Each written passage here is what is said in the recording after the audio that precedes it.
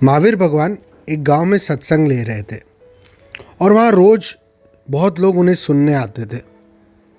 एक दिन एक सत्संग चालू था और एक व्यापारी आया और बड़े गुस्से में महावीर भगवान को भला बुरा कहने लगा। बहुत गुस्सा कर रहा था कि आपने क्या याद धंधा लगा के रखा है। आप रोज़ यहाँ पे सत्संग देते हैं, लोग आपको सुनते हैं और 3-4 घंटे इधर बैठे टाइम पास करते हैं, कोई काम तो करते नहीं है। मेरे दोनों बच्चे आके आपको सुन रहे हैं, आंख बंद करके बैठे होते हैं। इससे अच्छा मेरे साथ मेरे काम में मेरा हाथ बटाएं और ज़्यादा काम हो सकता है, ज़्यादा व्यापार हो सकता है। उसने देखा कि वो महावीर भगवान पे गुस्सा कर रहा है और भगवान शांति से उसको सुन रहे हैं, तो उसका गुस्सा और बढ़ गया और उसने गुस्से में भगवान के चेहरे पे थूक दिया। वहां सारे लोग शॉक हो गए और क्रोध में आ गए, खड़े हो गए। सब व्यापारी को मारना चाहते थे, पर भगवान के चेहरे पे स्माइल थी, मुस्कुरा के उसको देख रहे थे। व्यापारी हैरान हो गया, उसमें गुस्सा था, साथ में हैरान था और वहां से चला गया। पूरी रात उसे नींद नहीं आई, उसके मन में विचार चल रहे थे। उसको बस भगवान का वो स्माइल किया हुआ, मुस्कुराता हुआ चेहरा दिख रहा था और उसको लग रहा था कि मैंने कुछ गलत किया है, मैंने आज बहुत ज़्यादा गलत किया है। बहुत पछतावा हो रहा था।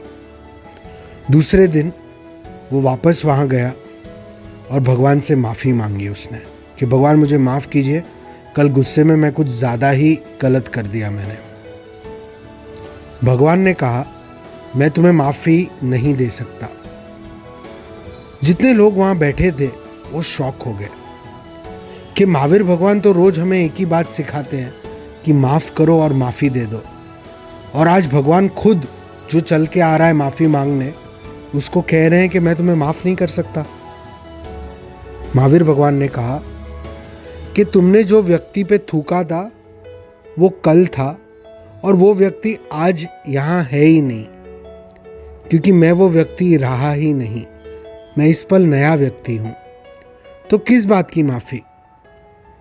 हाँ, अगर मैं कल का व्यक्ति था तो मैं ज़रूर तुम्हें माफ़ करता, पर मैं आज एक क्षण में नया हूँ और तुमने मेरे साथ ऐसा कुछ किया ही नहीं जिसकी तुम्हें मुझसे माफ़ी मांगनी पड़े, तो मैं कैसे तुमको माफ़ी दूँ?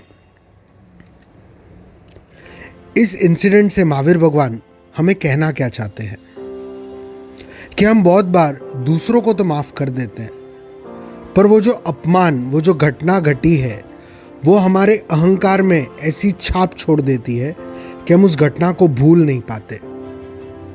इसीलिए दूसरों के साथ खुद को और उस घटना को माफ़ करना भी बहुत ज़रूरी है। जो घटना घटी थी वो भूतकाल में थी, वो बीत गई है। अब अगर वो घटना कहीं चल रही है तो सिर्फ और सिर्फ आपके मन में, आपके दिमाग में और आपके विचारों में चल रही है। इसीलिए इस मिच्छामी दुक्कडम सबके साथ खुद को भी मन वचन काया से मिच्छामी दुक्कडम। जय जिनेंद्र।